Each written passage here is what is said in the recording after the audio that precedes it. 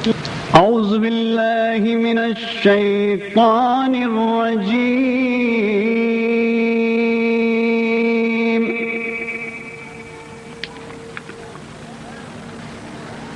بسم الله الرحمن الرحيم.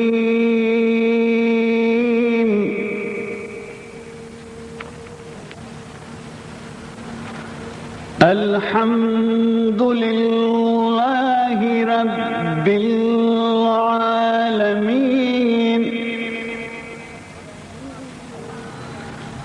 الرحمن الرحيم مالك يوم الدين.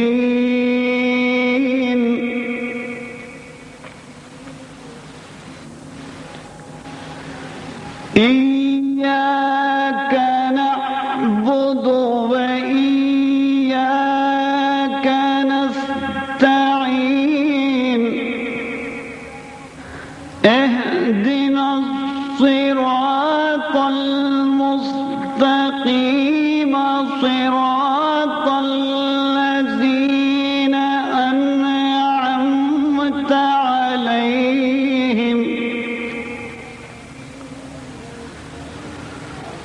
غير المغضوب عليهم ولا الضالين.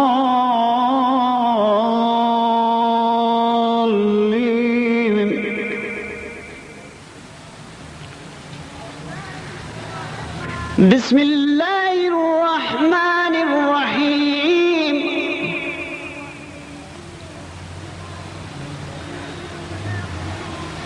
قل أعوذ برب الناس ملك الناس إله الناس. Very well.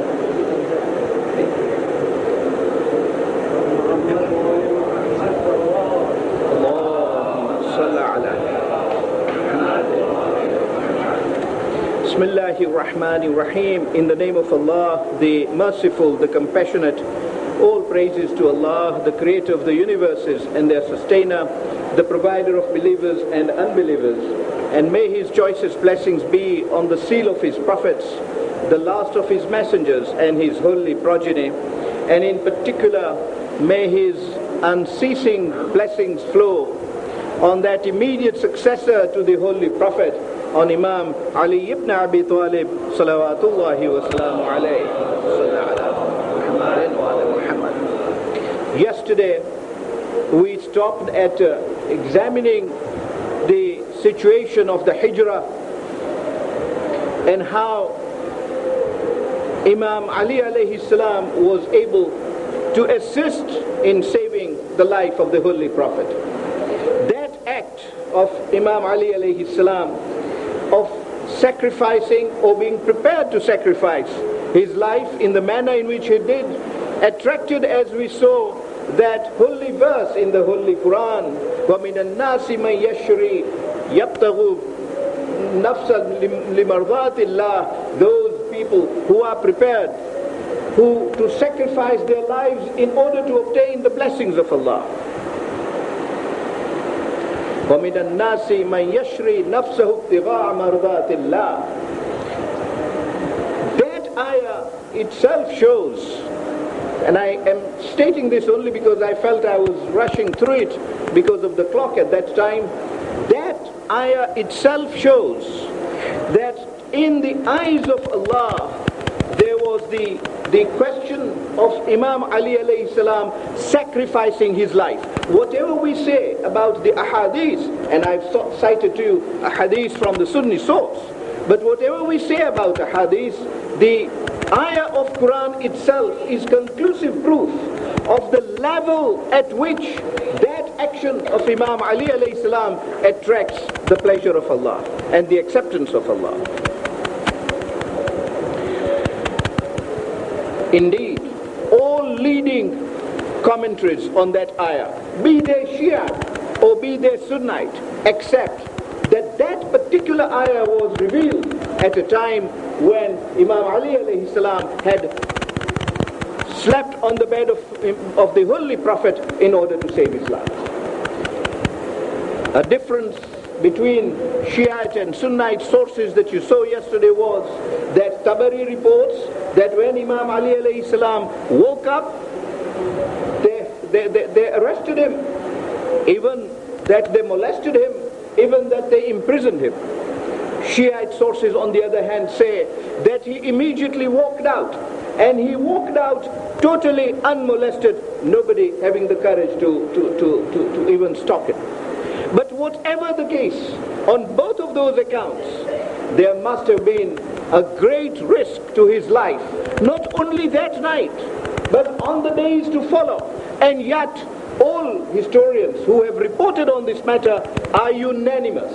And when I say all, I mean not only the Muslim commentators, but even the Jewish commentators, even the Christian commentators are unanimous that Imam Ali alayhi salam remained in Makkah after that night for 3 full days. In other words, he was prepared to confront the infidels. He was prepared to confront the Makkans. What Makkans? Makkans who were out to kill the Holy Prophet. Makkans who were out to kill anybody who supported the Holy Prophet. Makkans now, by the way, had a very great advantage over Imam Ali alayhi salam in the sense that they had a full congregation of their own. They were a full team. On the side of the Holy Prophet, there remained but one person in Makkah now, one male person in Makkah now, and that was Imam Ali alayhi salam. In other words, I may put it this way, if you allow me, I may say that Imam Ali alayhi salam then reached that pinnacle of his courage and selflessness for Islam, that he alone stood alone as against the entire army of the enemies. He was literally telling the Makkans, I alone of the Muslims am enough for you all. And not only that, Tabari reports, and this is in his volume 7 at page 51 of the English translation, I mean, because that is the translation that will be available to the English-speaking youth. In that work, Tabari says that Imam Ali alayhi salam remained there for 3 days, openly and publicly, visiting everybody whose amana was with the Holy Prophet, and returning each amana to each one of them. Not only that, in fact, our sources say that on the 3rd day, that is the last day, when he had given away all the amana to everybody, he went to the top of the Kaaba. Can you imagine the situation in which Imam Ali alayhi salam, although single-handed, although in a situation in which the party that he was fighting for had already evacuated Makkah, had fled from Makkah, yet he not only is in control of the situation, he goes to the top of the Kaaba. The policists only watching him, seeing his performance, he goes right to the top of the Kaaba and says, Ayyuhan Nas, my brother has left Makkah, but you all had kept your deposits with him, because he was the Al-Amin, and he had left those deposits with me. You can see this wasi, this agent appointed in the Da'wat al-Ashira, operating already on that basis of agency and fulfilling his part of that contract. He had left them all to me. I have delivered them all. I now have no deposit that any of you had kept with the Holy Prophet. I believe so, because if there was one, he would not have failed to give it to me. But before I leave this subject, and before I part my obligations in returning the deposits with the Holy Prophet, in settling the debts of the Holy Prophet, in fulfilling the promises of the Holy Prophet, I hereby announce and proclaim that if there is yet anybody in Makkah who has a claim over the Holy Prophet, he should present it to me now and I will settle it. That is the character of this personality. It is not only the question of succession that we want to discuss in the biography of this gigantic personality, who perhaps has no parallel after the Holy Prophet. Indeed, that is the claim, that he has no parallel after the Holy Prophet. In other words, allow me to say that he was not only discharging the responsibilities of the Holy Prophet, he was indeed acquitting the Holy Prophet. He was literally acquitting the Holy Prophet. And it is a glory to him and to the Holy Prophet that till today there has been none who has been able to claim that the Holy Prophet left. He fled from Makkah, taking my property along with him, or without settling my debt. The personality, the glowing character of this leader becomes manifest when one considers the fact that despite the fact he was on top of the Kaaba, and he must have come down, and he must then walked out of Makkah, and must have walked out of the Holy Mosque, and remained in Makkah for that day, there was none able to accost him, confront him, or challenge him in any way. Two things I wanted to say about the character of Imam Ali alayhi salam, from which we have to draw a lesson. Because it is not enough that we sit in these gatherings and glorify Imam Ali alayhi salam. The whole idea of his life was that we follow him, we follow his lifestyle, and we gain nearness to Allah as a result of following his footsteps. But there were two things he did. He settled these debts. Yes, great importance. Do we do that? I want to raise this only in a matter of a few seconds. We all have deposits. We all have debts of one form or another. At the university, we borrow a pen or a pencil from another student. Immediately a duty arises to look after it, and then when we've finished using it, to return it. فَمَنْ يَعْمَلْ مِثْقَالَ ذَرَّةٍ شَرًّا يَرَهُ. Quran says that even if you have done an atom worth of wrong, you will be questioned about it. And the great example we have of how the Holy Prophet, and indeed Imam Ali alayhi salam, fulfilled even the least, the smallest of their debts and deposit by settling it. That is the character manifested to us so that we follow those examples. But the second example that Imam Ali alayhi salam establishes in that gesture is the word of the Holy Prophet.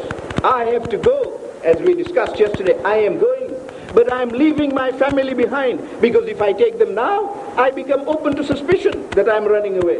So I am leaving the family. You, Ali, look after them, and you make sure that they come safely to Medina. But I say to the youth of today, that in that step that the Holy Prophet took, there is a deep example for us to follow today, centuries later. The Holy Prophet was emphasizing to Imam Ali alayhi salam the great need to revere and protect the household of the Prophet. The Ahlul Bayt must be protected, and they must be revered at all times. And Imam Ali alayhi salam's example is at again the peak of performance in that regard.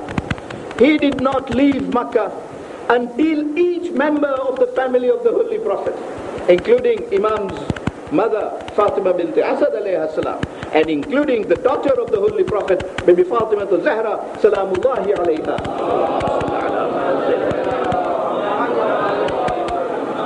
It is when he had put them all safely in carriages to move on to Medina that he left on foot to Medina himself. 3 days later, he arrives in Quba. We have discussed Quba last year, and I do not wish to go back on that at all. I only want to make one little point on Quba. When Imam Ali alayhi salam reaches Quba, the Holy Prophet receives him in Quba and keeps him in the same house in which he was. You will remember how when the Holy Prophet left Makkah and got to Quba, he kept on his camel until the camel stopped. Everybody was saying, "Oh, Messenger of Allah, be my guest." Everybody said, "Be my guest." How many houses would the Holy Prophet go to immediately on arrival? But he decided he must leave things to Allah. It is the house where the camel stopped that the Holy Prophet disembarked. That is where Imam Ali alayhi alayhi salam reached. And the Holy Prophet immediately said, "Oh Ali, you will stay with me in the same house in which I am." And the first question that Imam Ali asked is, are the family all entirely here in safety? That is an example Imam Ali alayhi salam has left for us, that we continue holding the household of the Prophet.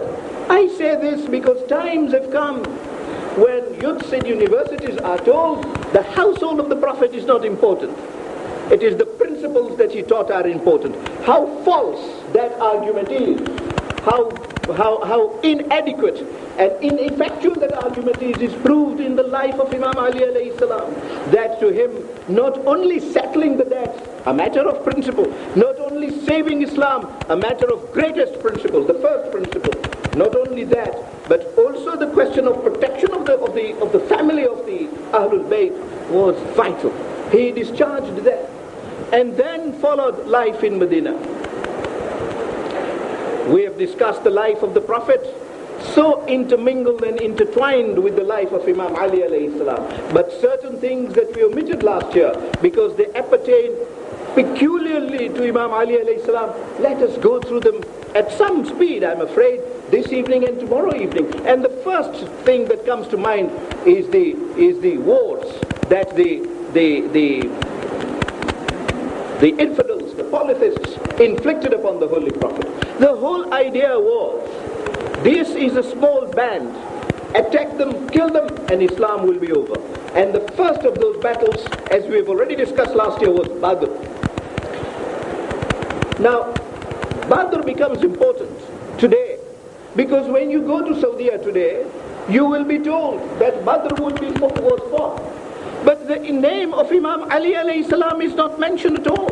When in fact, the giants who came forward to fight in Badr were firstly Imam Ali alayhi salam, and then Hamza, and then Ubaidah bin Harith. Indeed, this is reported in Sunni sources also. And you will find it in the English volume 7 of Tabari at pages 52 and 53. That is the English translation of Tabari in volume 7. And it is abundantly clear in all leading traditions, whatever the taxi driver might tell you when you go to Hajj. But the reality is in Sunnite books as much as in Shiite books, that when at Badr the two armies met, and you will recall the circumstances in which they met, and you will recall how far Badr is from Makkah. When these two armies met, the Ansars came forward first.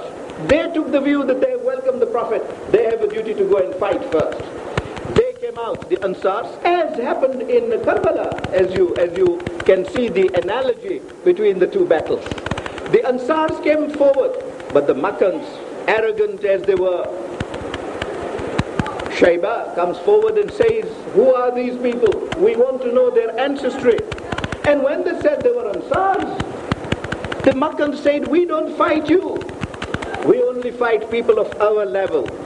Bring us nobles. Bring us the Quraysh, who are the nobles. And we nobles only fight nobles." So you can see how they categorize themselves in their arrogance. The Holy Prophet steps forward instantly and says to the Ansars, "You go back," calls upon the Quraysh to come forward to fight. And the first person, this is what history records, and hence a great injustice to Imam Ali alayhi salam to exclude him from the dignitaries of Badr, because he was the first that was brought out. And indeed, he held the standard of Islam. And the Holy Prophet says, "Oh Ali, you go forward." He then asks Hamza to go forward, asks Ubaidah bin Harith to go forward. These were the three giants who came out first. Of course, Hamza was by then a veteran fighter, and Ubaidah was already an elderly person. So Shaiba turns round and asks each, says, "You have got your helmets on. Remove your helmet so that we identify you." And the first to remove the helmet was Imam Ali alayhi salam, saying, "Shaiba, I am Ali ibn Abi Talib ibn Abdul Muttalib."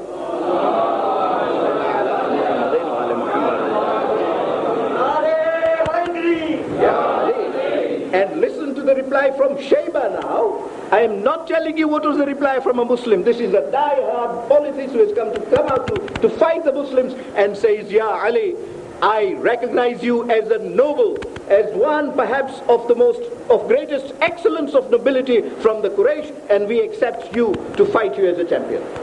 And the person whom he sent immediately to fight Imam Ali was his son Walid. Only to complete the story in a matter of seconds, the next person to bring himself forward was Hamza, saying, Oh Shayba, I am Hamza ibn Abi Talib. And Shayba says, we know you too well. And he decided that he would send Utbah. Utbah was sent to fight Hamza. And lastly, when Ubaidah identified himself, saying, Oh Shayba, I am Ubaidah bin Harith bin Abdul Muttalib, again from the Hashemite family. Shayba say, yes, we know you too. Shayba was the eldest there. He fought Ubaidah. Imam Ali alayhi salam, of course, finished Walid in a matter of a few exchanges of swords.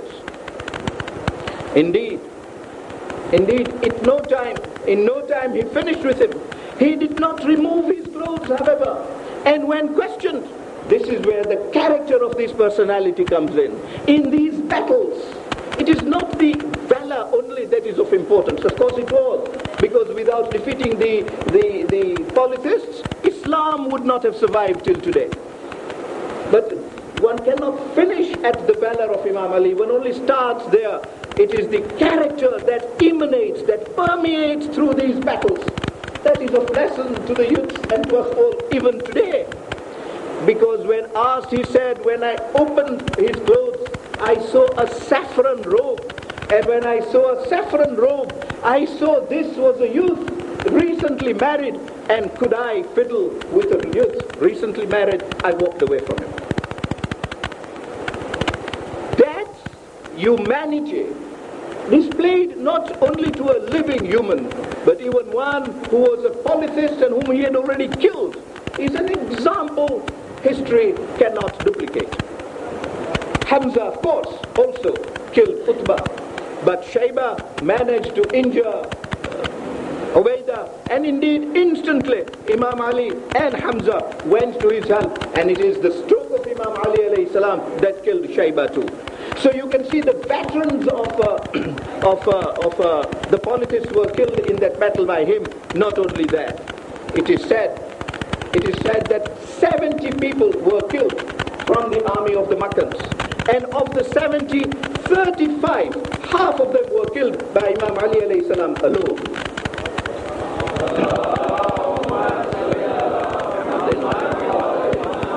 That is his contribution to the survival of Islam. Because the battle in respect of which the Holy Prophet was most concerned was Badr. If Badr, and in Badr, as we discussed last year, and I will not detain you on this again, Muslims were in very small numbers, only 313 as against over 1,000 of the Makkans, and ill-equipped, not enough horses, 2 horses as we discussed, just 2 horsemen, and so their success in that battle was paramount. But 2 more things that happened in that battle. When the battle was on, the Holy Prophet was very much concerned about Nawfal bin Khuwaylid. These were the die-hard polytheists. And when the battle was over, the Holy Prophet still would not move. When the companion said, Ya Rasulullah, we can now move. And he says, no, I am a little concerned. I pray to Allah that we should be able to defeat Nawfal in this particular battle, because he was such a poison. And I haven't yet seen his body. I'm looking for it. I want to know. Anybody has news about Nawfal, who would come forward? But Imam Ali alayhi salam, he says, Ya Rasulullah, I remember distinctly fighting the Nawfal. I have killed Nawfal, and if you like, I will bring forward his body to you now.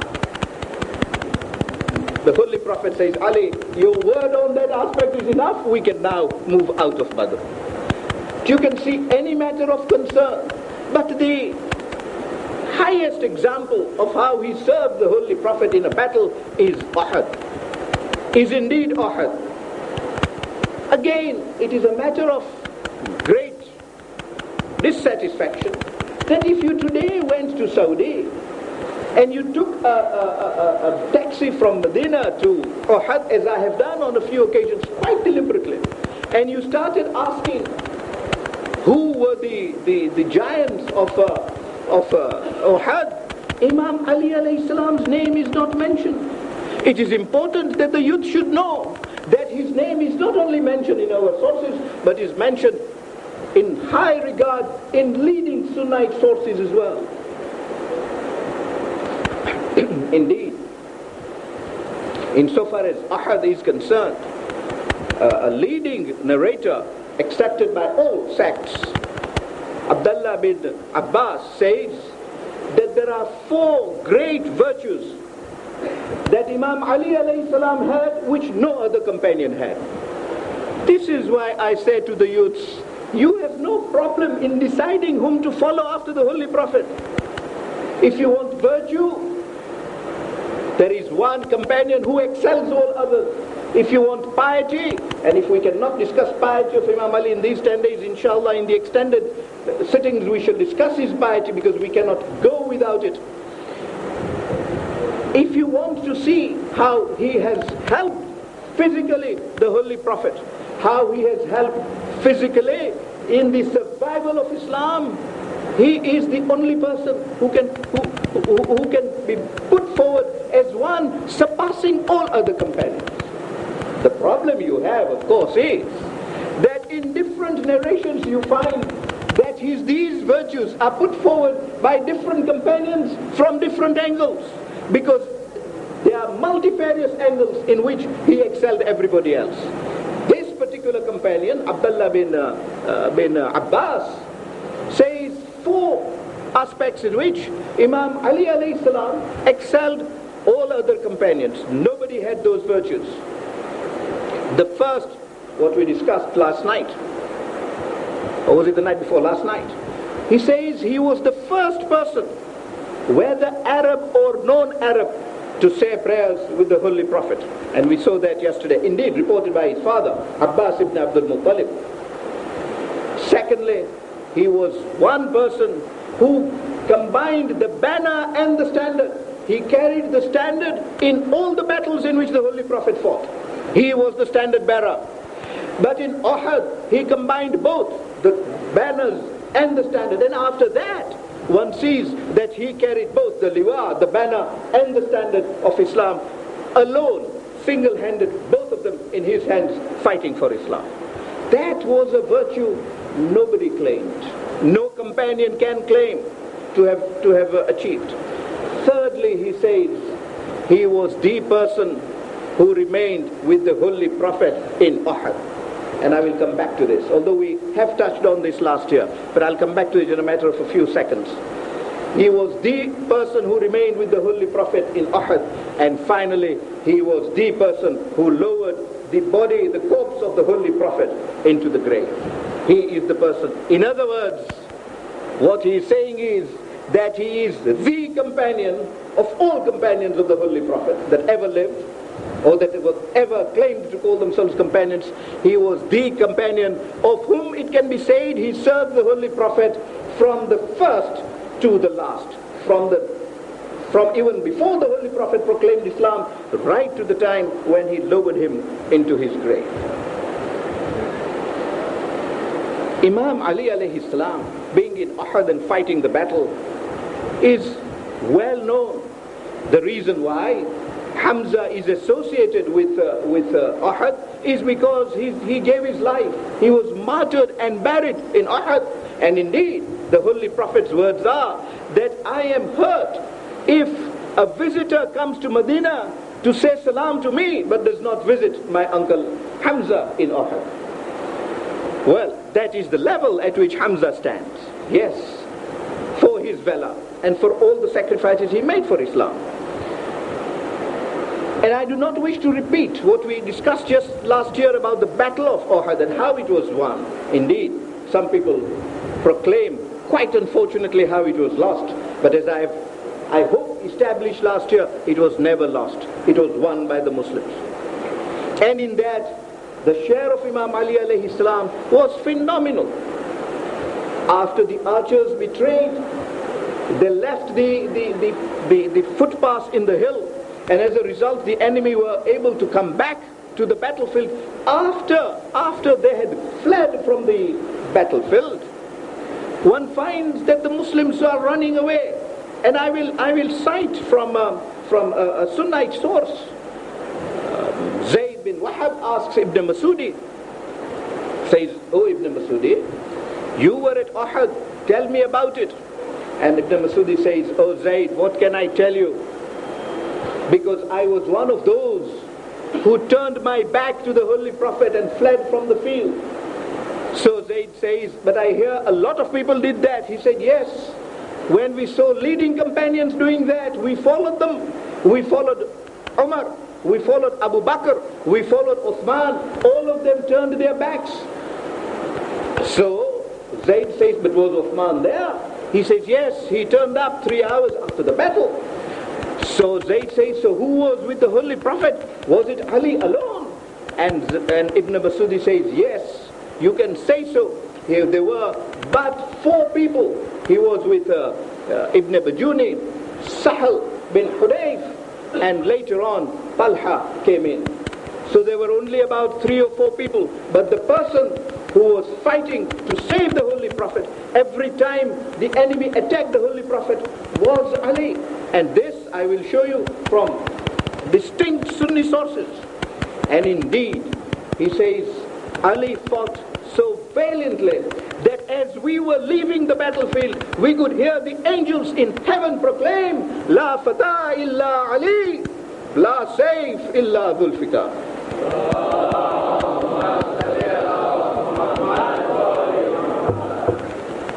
This is the narration by a person who was there.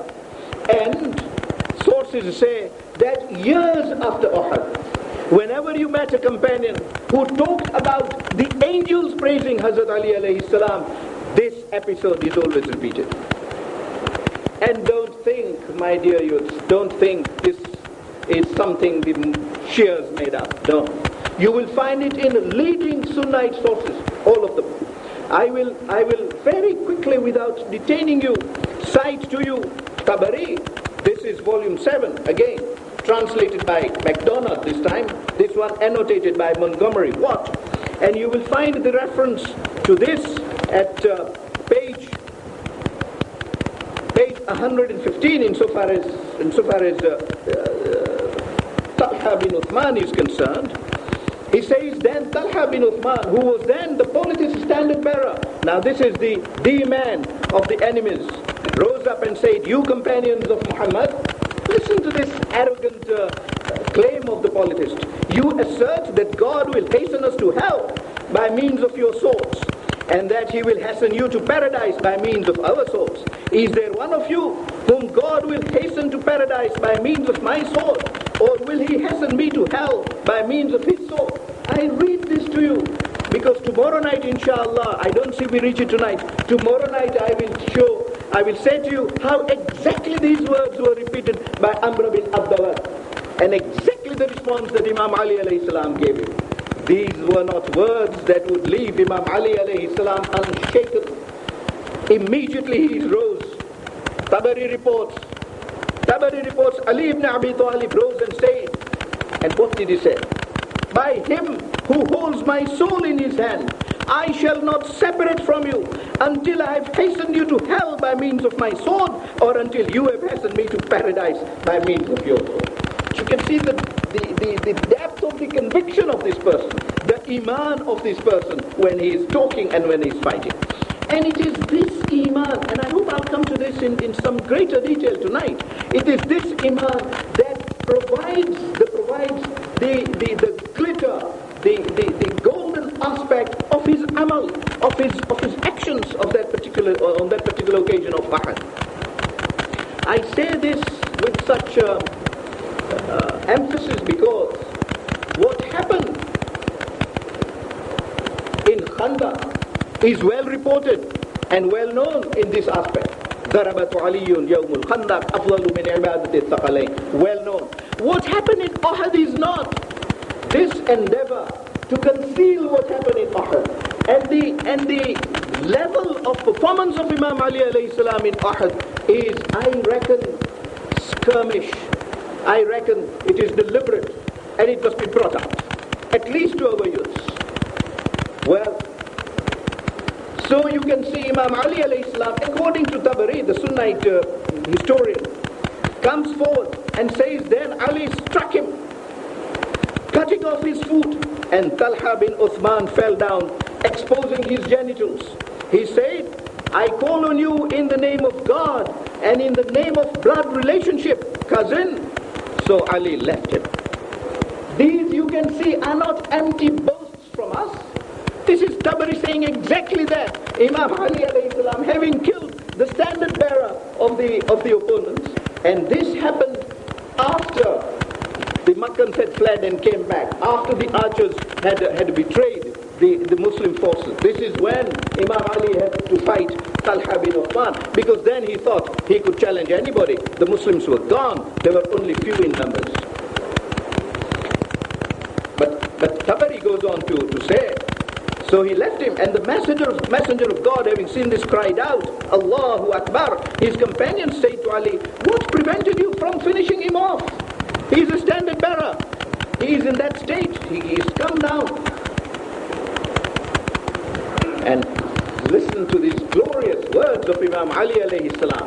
They say that character, Indians, particularly the people of Bombay, will tell you that gold is best judged when it is put in fire. Then it glitters, it glows like gold. This is what I say applies to this gold, which is Ali alayhi salam. Put him in the fire, put him in the battlefield, and the character of Ali, not only the brilliance, not only the valor, not only the bravery, but the inner character of Ali blows out and glows to its maximum. He turns round to these companions, as reported by Tabari. I'm not telling you what Sheikh Mufid reports. Tabari says, what prevented you from finishing off? He said, my cousin called on me in God's name. How can anybody, even an enemy of Islam, call you in God's name and you do not respond? Question is, how often are we asked in God's name and we do not respond? These sessions, as I say, are to cultivate that character in us.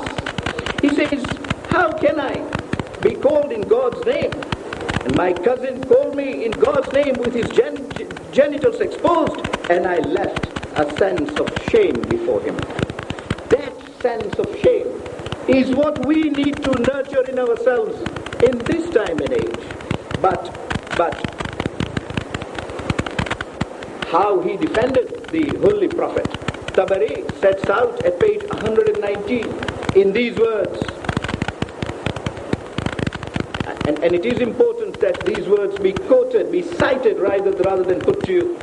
He says, according to, and he sets out his sources, finishing with Abi Rafi', and then his father, and then his grandfather. And he says, when Ali ibn Abi Talib had killed the Meccan standard bearers, and may I interpose here to say, Ahad, which we are told we lost, the Meccans had 9 standard bearers.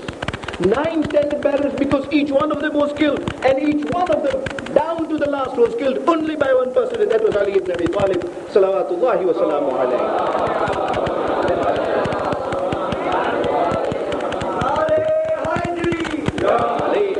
There isn't another companion who can claim credit for that. There isn't. And Imam Ali alayhi salam killed one after the other, and indeed on each occasion, it is these standard bearers went out to attack the Holy Prophet. The reason why Uhud was important for us is that in Badr there was no fight by the Holy Prophet himself directly. Indeed, Tabari reports, this is in volume 6, that the Holy Prophet was in shelter with Abu Bakr. They too were standing in a shelter, not fighting. Who were fighting, we have already discussed.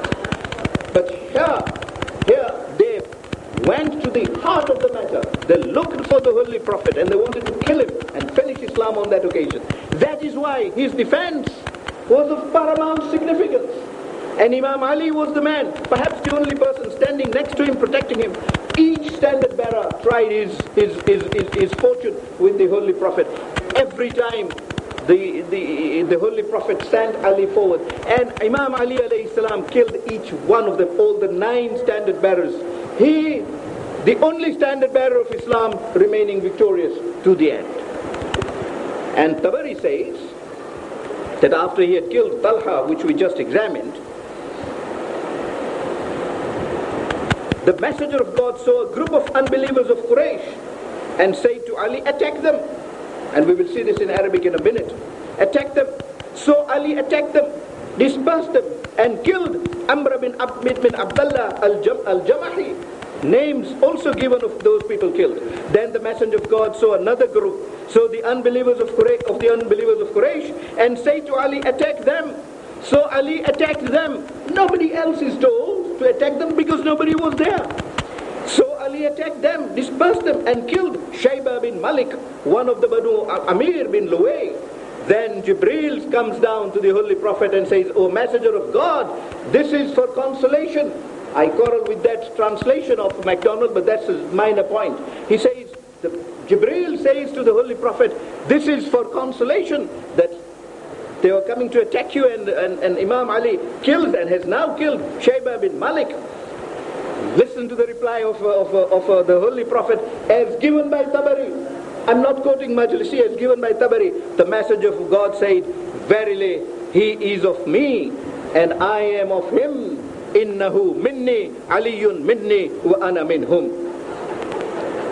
That is the proclamation, undisputed proclamation of the Holy Prophet in respect of this person. We cannot discuss his biography without mentioning this, that the Holy Prophet said, he is from me and I am from him. Innahu minni wa ana minhum. And when the Holy Prophet said this, the Archangel Jibreel says, and Ya Rasulullah, I am from both of you. Wa ana minkuma. And Tabari ends that paragraph by saying, and then they heard a voice saying, there is no sword but Dhul Fikar, and no brave young man but Ali. So these matters that we talk about are not matters that could be hidden or were hidden. These are generally known and accepted in all leading sources. Indeed, Hamwini sets it out at length in Fara'idus Sibtain, and you will find it in the first volume at page 257, and in almost the same words as Tabari. He says, quoting from the Holy Prophet, and from his sources, he says, the Prophet said to Imam Ali alayhi salam, ihmal alayhim, fahamala alayhim. He says, attack them, and Imam Ali attacked them. Exactly the words that you see in Tabari, and proceeds further, and then in Arabic sets out the words of Jibreel. Fa'ata Jibreel alayhi salamun nabi. Jibreel descended on Ali and said, faqala, inna hadhihi lahiya al-muwasa. This is truly the word muwasa. This is why I said there may be some quarrel on the word, or the translation of that word, not consolation. Perhaps more appropriately, sharing. This is a sharing in afflictions. In other words, when the Holy Prophet is in affliction, here is a brother who shares that affliction with him. Easy to share joys with a brother. Test lies in the sharing of that affliction. That is how Jibreel judged the actions of Imam Ali alayhi salam on that day. And then he says, فَقَالَ لِلنَّبِي, and he said to the Holy Prophet, then the Holy Prophet said to him, فَقَالَ النَّبِي إِنَّهُ مِنِّي وَأَنَا مِنْهُمْ فَقَالَ جِبْرَائِيل وَأَنَا مِنْكُمَا فَسَمِعُوا صَوْتًا يُنَادِي, and then they heard a voice proclaiming, لَا سَيْفْ إِلَّا ذُو الْفِقَارِ وَلَا فَتَى إِلَّا عَلِي. So you can see this well spread out in golden threads in Sunnite sources. And it does not end there. Exactly those words reported by Ahmad bin Hanbal by his Isnadi in his leading work, Fadail, at page 230 of the first volume. Exactly those words. And Ahmad bin Hanbal, indeed, the leader of the Hanbali sect, and that is the sect from which the Wahhabis of today come. They belong to the Hanbali sect, and their leader Ahmad bin Hanbal sets out these exact words, that when the Holy Prophet said that Ali is from me and I am from him, Jibreel said, and I am from both of you. So you can see where the progenitor of the archangel comes from. That is the level of Imam Ali alayhi salam as set out in history in angelic words. What choice does a rational human being have when he has to choose between one to be a successor of the Holy Prophet, whom some man praise, maybe some don't, but some praise, and one who is not only praised by some man, maybe some don't, but is also praised by the angels of the Allah, the muqarribeen angel, the close angels of Allah, in words so glorious as those that appear in our history. This particular incident is reported by Maghazali also, and Maghazali also sets out those very words that we discussed.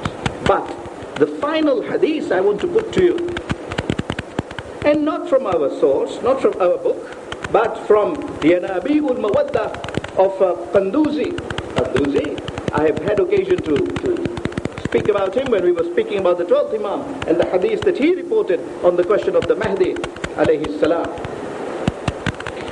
Qanduzi was the Chief Justice of the Shafi'i by sect, Chief Justice of the Sultan of Turkey. So he was not going to write things lightly. He would write with great care. And he says, and the Arabic is extant on that particular point, and the book is available, certainly in the bookshops in Dubai. In Yanabiul Mawaddah, he quotes saying that the Holy Prophet told Imam Ali alayhi salam, Ya Abul Hasan, لو وضع إيمان الخلائق وأعمالهم في كفة الميزان, if the Iman, the Holy Prophet distinguished those two things, the faith of the entire creation, khalaik, the entire creation, and their deeds and amal, not only faith and amal, both of them were to be put in one pane of the scales, on one side of the scales, and yours, amaluka yawmu ahadun, and your deeds on the day of Ahad, in the battle of Ahad, were to be put in the other scale, then your scale would be found weightier than the scale of the entire creatures. That hadith, and can I read another sentence to you from that passage and finish with that quotation? وَإِنَّ اللَّهَ, and surely Allah became proud, showed his pride to the angels. Which angels? Malaikatul Muqarrabeen, his close angels about you. And he removed the curtain between the angels and men so that they could see you. And he expressed publicly to the angels his pleasure with you. And O Ali, inna Allah Ta'ala, and that Allah the Exalted will reward you for this on a day. Ma yughbitu kullu nabiyyin wa rasulin wa siddiqin wa shaheed, on a day when every prophet, every messenger, every truthful siddiq, and every martyr shaheed will become envious of the reward that Allah will give you. This is the reward destined for Imam Ali alayhi salam, and that reward which the Holy Prophet says every Nabi, every Rasul will be envious of, when that compensation, when that reward will be given to Imam Ali, depicts the level of the performance of Imam Ali alayhi salam. Two things at a go, not only his readiness to fight, but the Iman, the faith with which, we will discuss this tomorrow night again, when the Holy Prophet called him Kullul Iman, the entire faith. But one can see, and this is why I say that in respect of Khaybar and in respect of Khandaq, his Iman and the level of comparison of his actions in those wars with the Ibadah of Thaqalain is well known. Of Uhud is not that well known, and hence it is important to know that even in respect of Uhud, this Sunni writer in Yanabiul Mawaddah says, the Holy Prophet said that even on that day your actions were to a level which surpass the actions of all other people. Indeed, He has given examples of that himself.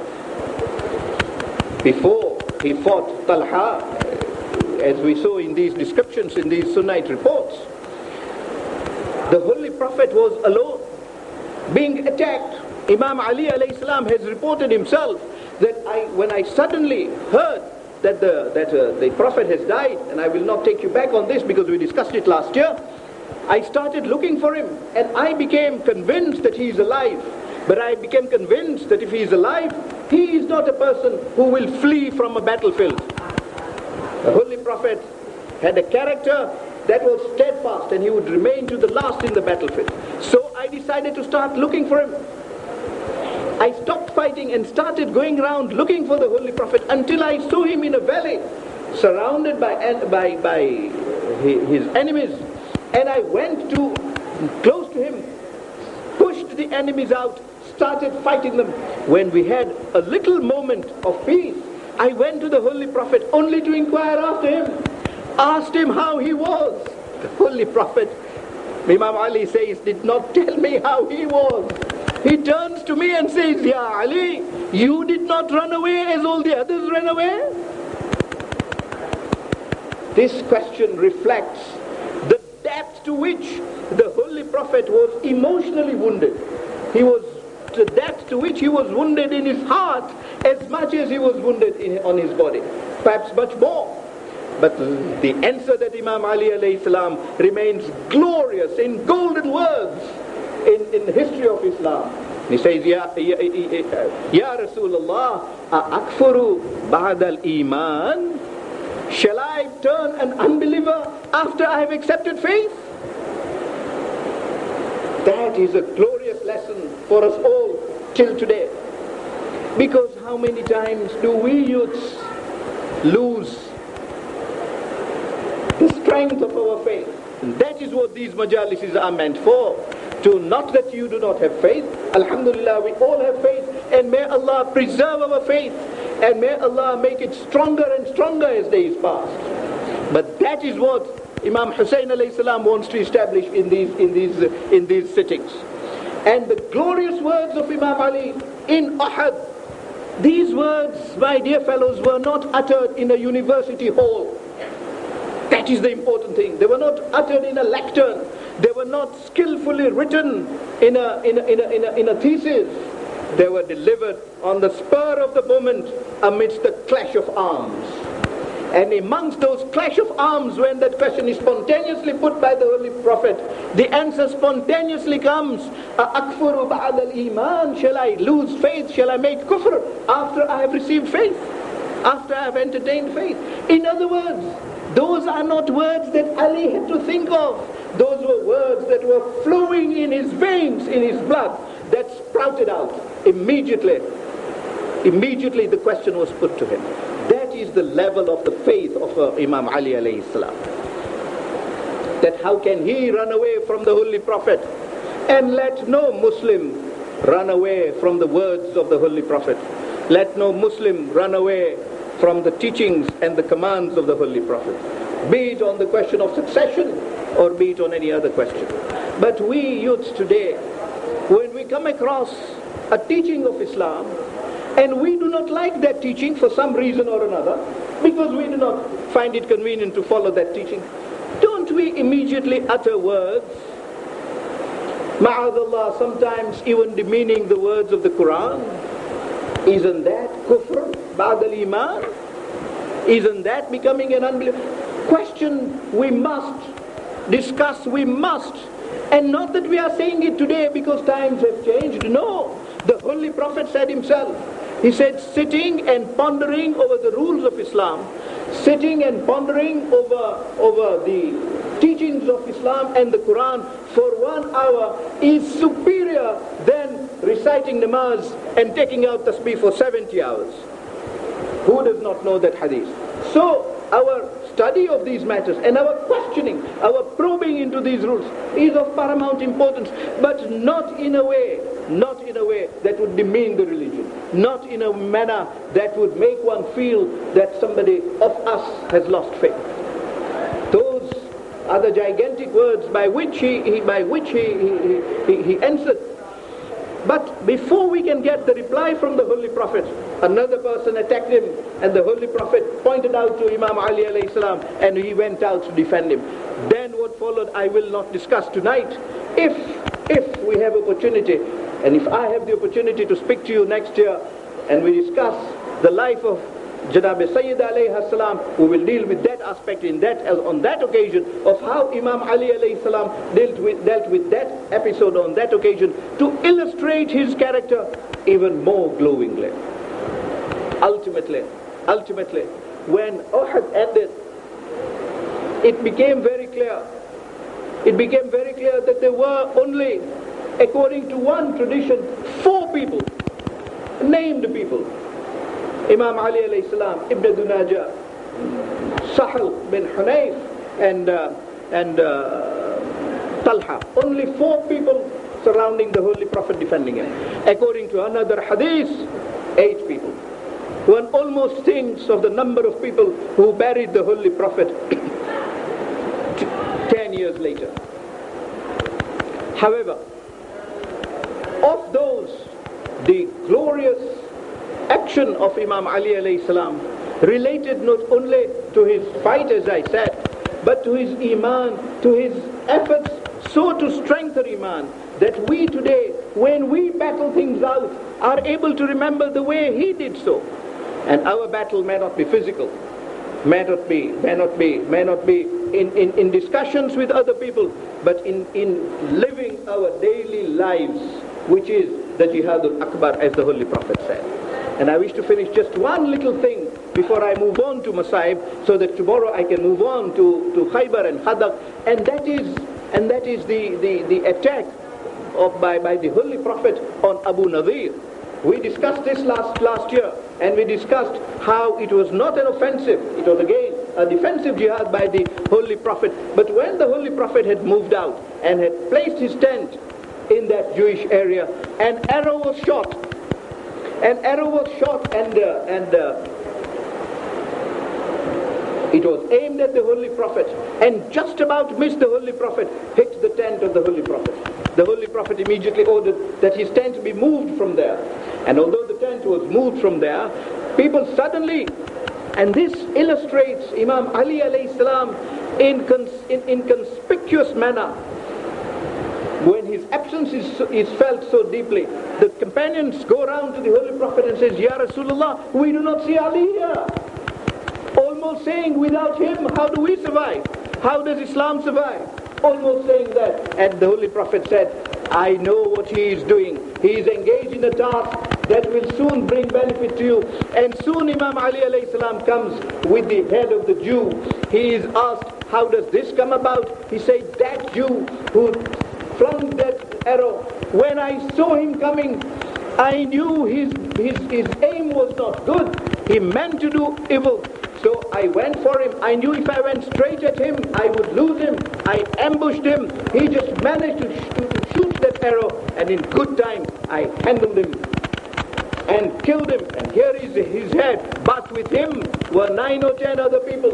So, O Messenger of Allah, if you give me 3 or 4 other people with me, I will go and fight them out. But we must do so quickly before they reach their fort. And a few companions, a few Ansars immediately went out, including Sahal bin Hunayf. They went, killed all of those 9 or 10 of them, dropped them back. And the Holy Prophet said, with this doing, tomorrow now, that fort will collapse. Tomorrow now, the Jews will learn what a fight from the Muslims is meant. He turns to Imam Ali alayhi salam and says, Oh Ali, I prayed to Allah that we should be able to surmount these people in this way even tonight. And he answers my prayer through your actions. Through your actions, that is the glory of Imam Ali alayhi salam's actions. And that is the actions in the path of Allah. And that is the way of life that he left behind to his progeny. And one finds that character not only in Siffin, but also in Karbala. One finds that action repeated by almost everybody in Karbala. The kind of situation in which the Holy Prophet was in Uhud attacked from various angles with very few people to defend is well depicted in Karbala. That was indeed the situation of Imam Hussain alayhi salam. And in his proclamation that is there anybody who would help us in this situation in which we are placed by our enemies. And Bibi Zainab alayha salam at that point in time turns round to Imam Hussain alayhi salam and says, your companions are so few in numbers. Are there not any that you would like to invite? And the great glory to Habib ibn Madahir is that at a time when Imam Hussain was telling his companions, I will be killed tomorrow, you don't need to be with me, they are not after your blood, you can go. He writes a letter to Habib ibn Madahir. We well know that Habib ibn Madahir is a person who till today yearns to sit in the majlis of Imam Hussain alayhi salam, because he knows who else attends this majlis. When he attends this majlis with them, he knows who else is here and who else blesses the congregation that sits and weeps over Hussain alayhi salam. And Habib was one person who sensed in reality the affliction, the loneliness, the inner pain that Imam Hussain alayhi salam was suffering. Indeed, when Habib receives this letter and opens the letter, his wife asks him, oh Habib, what is this letter all about? And Habib says, oh my dear wife, this should not concern you. It is a letter from the grandson of the Holy Prophet. He has written to me a letter saying that he is already surrounded by enemies and he is calling me for help. So the lady says, oh Habib, what do you think about this? And Habib says, well, I am worried about you, I'm worried about the family. How am I concerned with what happens to the grandson of the Prophet? And this wife of Habib says, oh Habib, shame on you that you should speak like this. Will you sit and worry about a person like me when the grandson of the Holy Prophet is in problems in Karbala? Habib says, I was going to leave anyway. I was not going to leave this great honor of serving the grandson of the Prophet. I wanted to see what my wife thinks. But those words of my wife gave me a feeling of what pain Imam Hussain alayhi salam must be going through. The pain of that loneliness of Imam Hussain alayhi salam, that he should be surrounded in that way and having to write a letter to a friend to come over to his help. And Habib says to his wife, don't worry, I am leaving now. But he says that pain made me feel in what plight Imam Hussain would be. And Habib says the pain inflicted by arrows is much less severe than the kind of pain that Imam Hussain must have sustained at that time. And Habib says, when I come out and I was ready to take my horse, but the condition was such that I could not just not ride out because I would have been caught, and I wanted to reach Karbala. He says, my horseman was telling the horse, oh horse, if my master does not come, I will sit on you and go to Karbala. Habib says, I wept on hearing that my horseman is prepared to do this for me. What I wept on is the condition of Imam Hussain, how lonely he had become, and the pain at that time. And when he comes to Karbala, that pain becomes so much more, because when he goes to the camp of the Ahlul Bayt and says, Ya Zainab wa Ya Kulthum alaykunna minni salam, oh daughters of the Holy Prophet, my salams to you, they turn round and say, oh Habib, at a time when Hussain is alone, that you should have come here, our salams on you. Habib reports that the daughters of Fatima sending salams on me made me feel what pain of loneliness was being felt by Imam Hussain alayhi salam in Karbala on that day. And it continued in that way, step after step, minute after minute. Indeed, before Habib, the person who sacrificed his life was Muslim ibn Awsaja, an elderly person over 85 years of age. When Imam Hussain went to the body of Muslim ibn Awsaja, Habib says, I joined Hussain because I did not want Hussein only to be with Abbas. And when I got there, I saw the plight in which Muslim ibn Awsajah was. Imam Hussein alayhi salam was giving the last rites to Muslim ibn Awsajah, telling him, "Oh Muslim, now you will meet my grandfather." I turned to Muslim and say, "Oh Muslim, how lucky that you are going before me. But in these few minutes that I have in life, if there is a wasiyah, make a wasiyah to me." Habib says, the wasiyah that Muslim makes to him, he says, is only one. He says, "Habib, only one wasiyah to you. So long as you are alive for these 3 or 4 more breaths that you can take, beware of Hussein. Beware of Hussein. Don't part company from him. Stay with him to the last." Habib said, that wasiyah pained me, made me feel even more the loneliness of Hussein. But soon a time came when Imam Hussein was on the body of Habib, says, "Oh Habib, even you are now going away from me. Al-Habibu yufariqu Habibuhu." Oh Habib, oh one dear friend, now departing from another dear friend. And Habib says, "Yabna Rasulillah, I see your grandfather here. He too is awaiting your arrival too." ألا لعنة الله على القوم الظالمين وسيعلم الذين ظلموا أي منقلب ينقلبون إنا لله وإنا إليه راجعون. رحم الله من يقرأ سورة الفاتحة.